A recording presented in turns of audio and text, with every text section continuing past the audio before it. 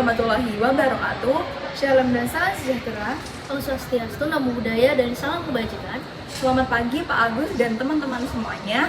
Perkenalkan, nama saya Faza Alin Ridwana dengan NIM 96. Perkenalkan, nama saya Stefani Maria dengan NIM 47. Perkenalkan, nama saya Natania Audrey dengan NIM 99. Hak asasi manusia berlaku kapan saja, di mana saja, dan kepada siapa saja, sehingga sifatnya universal. HAM pada prinsipnya tidak dapat dicabut, tidak dapat dibagi-bagi, saling berhubungan, dan saling bergantung. Pengertian hak asasi manusia menurut Undang-Undang Nomor 39 Tahun 1999 tentang hak asasi manusia adalah seperangkat hak yang melekat pada hakikat dan keberadaan manusia sebagai makhluk Tuhan yang Maha Esa dan merupakan anugerahnya yang wajib dihormati, dijunjung tinggi dan dilindungi oleh negara, hukum, pemerintah, dan setiap orang demi kehormatan serta perlindungan harkat dan martabat manusia. Pengertian hak asasi manusia menurut John Locke, hak asasi manusia adalah hak yang dibawa sejak lahir, yang secara kodrat melekat pada setiap manusia dan tidak dapat diganggu-gugat atau bersifat mutlak. Macam-macam hak asasi manusia. Yang pertama, hak asasi pribadi, seperti kebebasan masuk dan mengikuti organisasi, kebebasan mengeluarkan pendapat, kebebasan untuk memilih, memeluk, dan menjalankan agama dan kepercayaan. Yang kedua adalah hak asasi politik, seperti hak menjadi warga negara, hak untuk memilih dan pilih, hak untuk masuk dan mendirikan partai politik. Yang ketiga adalah hak asasi ekonomi, hak memiliki, seperti hak memiliki, mencari, dan mengumpulkan kekayaan, kebebasan memilih pekerjaan, hak untuk menjual, membeli, dan menyewa. Yang keempat adalah hak asasi hukum, hak untuk mendapatkan perlakuan yang sama dalam hukum dan pemerintahan. Yang kelima ada hak sosial dan budaya, seperti hak untuk mengembangkan dan berpartisipasi dalam kebudayaan, hak untuk mendapatkan perlindungan terhadap karya cipta, hak untuk mendapatkan pendidikan, kesehatan, kesejahteraan, dan pendidikan yang lain. Yang keenam adalah hak asasi dalam tata cara peradilan dan perlindungan, seperti hak untuk mendapatkan peradilan dan perlindungan dalam penahanan, penangkapan, peradilan, penyitaan, atau penggeledahan. Yang selanjutnya ada tujuan dan fungsi hak asasi manusia. Yang pertama, sebagai seperangkat prinsip yang berkaitan dengan kesetaraan dan keadilan. Yang kedua, untuk melindungi hak seseorang untuk hidup dengan harga diri yang meliputi hak untuk hidup, hak atas kebebasan, dan keamanan. Yang ketiga, yaitu untuk melindungi orang dari kekerasan dan kesewenang-wenangan. Yang keempat, hak asasi manusia mendorong tindakan yang dilandasi kesadaran dan tanggung jawab untuk menjamin bahwa hak-hak orang lain itu tidak dilanggar. Yang kelima, yaitu untuk melindungi individu dari kewenang-wenangan yang dilakukan oleh pihak manapun. Yang keenam, yaitu untuk menumbuhkan semangat saling menghargai antar manusia. Dan juga yang ketujuh adalah memberi batasan yang jelas agar hak-hak orang lain tidak dilanggar. Salah satu lembaga yang menangani penegakan HAM yaitu Komisi Hak Asasi Manusia atau Komnas HAM.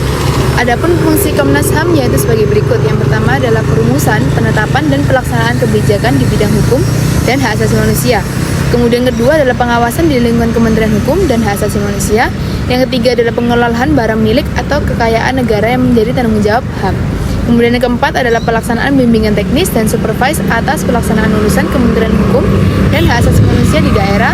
Yang kelima adalah pelaksanaan kegiatan teknis berskala nasional. Dan yang terakhir adalah pelaksanaan kegiatan teknis dari pusat hingga daerah. Nah, teman-teman semuanya, ada yang tahu nggak sih apa saja dampak dari pelanggaran HAM ini? Dampak dari pelanggaran HAM yang pertama adalah kriminalitas yang tinggi, kemudian yang kedua, lembaga HAM tidak lagi dihormati, yang ketiga, aparatur polisi tidak lagi mendapat kepercayaan, yang keempat, kekacauan di mana-mana, kemudian yang kelima, ketidakadilan juga terjadi di mana-mana, yang keenam, degradasi moral, yang ketujuh, ketidakamanan, yang terakhir, pelecehan terjadi di mana-mana. Nah, bagi mereka, para pelaku pelanggaran HAM juga telah dibuatkan hukuman yang tentunya dapat memberikan efek jera. Sebagaimana dua hukuman bagi pelanggaran HAM ringan berikut ini. Pidana denda. Denda adalah bentuk hukuman yang melibatkan uang yang harus dibayarkan dalam jumlah tertentu. Jenis yang paling umum adalah uang denda, yang jumlahnya tetap, dan denda harian yang dibayarkan menurut penghasilan seseorang. Denda kebanyakan dibayarkan di pengadilan, namun polisi di negara tentu bisa menjatuhkan tilang terhadap pengemudi yang melanggar lalu lintas. Di Indonesia diatur dalam pasal 30 KUHP, dalam delik pelanggaran dendanya masih tertulis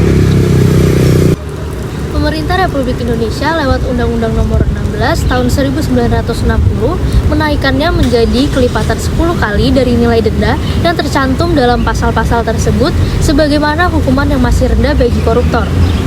Yang selanjutnya, ada pidana pemenjaraan atau pidana hukuman penjara maupun kurungan. Keduanya adalah bentuk pemidanaan dengan menahan kebebasan seseorang karena melakukan suatu tindakan pidana sebagaimana dijelaskan dalam pasal 22 KUHP.